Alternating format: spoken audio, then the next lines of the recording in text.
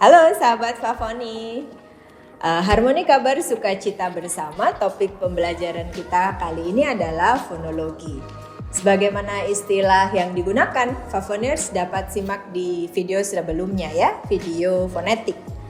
Nah, topik pembicaraan kita hari ini adalah yang pertama, ruang lingkup pembelajaran fonologi, kemudian objek kajian fonologi, yang ketiga adalah fonem dan alofon bunyi.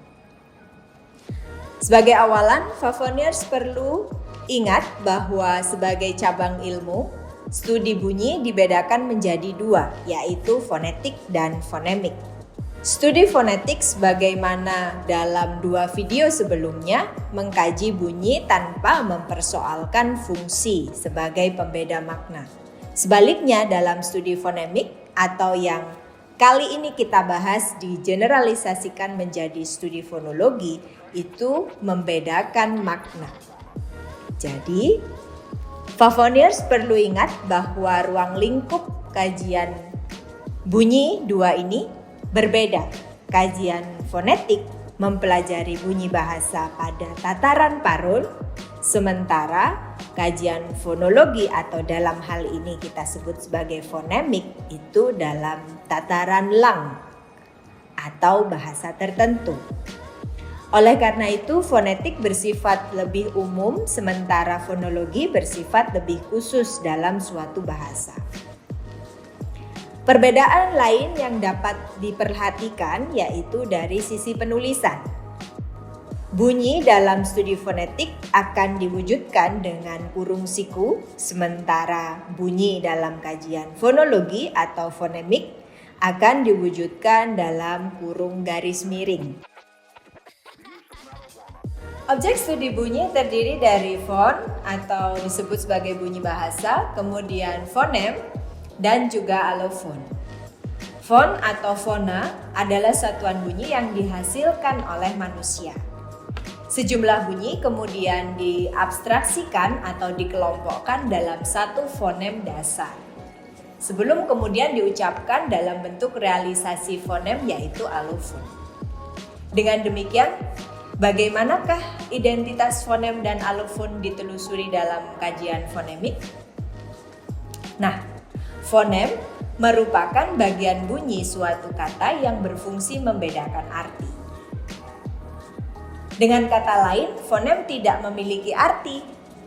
Yang memiliki arti adalah katanya, sehingga disusun atas fonem-fonem. Seperti yang telah diungkapkan di awal bahwa fonem ditandai dengan kurung garis miring. Sebuah kata misalnya kata baru dan batu. Keduanya merupakan bunyi yang mirip yaitu bunyi dan bunyi te. Bunyi pada kata baru memiliki makna menjadikan hal yang lain yang belum ada sebelumnya. Sedangkan bunyi te pada kata batu merupakan benda keras atau padat dari bumi atau planet lain. Maka bunyi dan bunyi te itu merupakan dua bunyi yang berbeda dan dua bunyi yang membedakan arti, sehingga dalam penulisan fonem diberi garis miring dan te diberi garis miring, dua-duanya dalam bentuk kurung siku. Sementara itu alofon atau variasi fonem ditulis berdasarkan distribusi bunyinya. Pengucapan alofon bisa sama atau berbeda dengan fonem. Wujud realisasi fonem sebagaimana bunyi pada umumnya ditulis dalam kurung siku. Misalnya fonem i.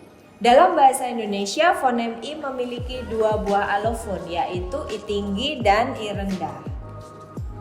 Fonem i pada kata balik, sebagian orang akan mengatakan dia sebagai balik.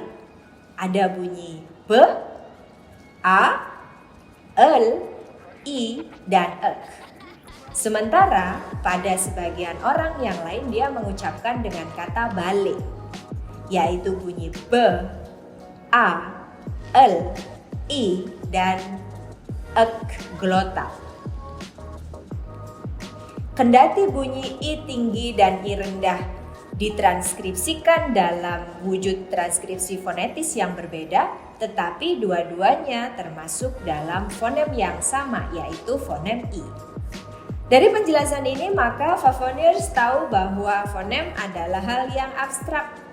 Yang didengar atau yang diucapkan adalah alofonnya, atau dengan kata lain adalah varian bunyinya. Dengan demikian, sahabat Favoni telah belajar 3 hal sampai hari ini.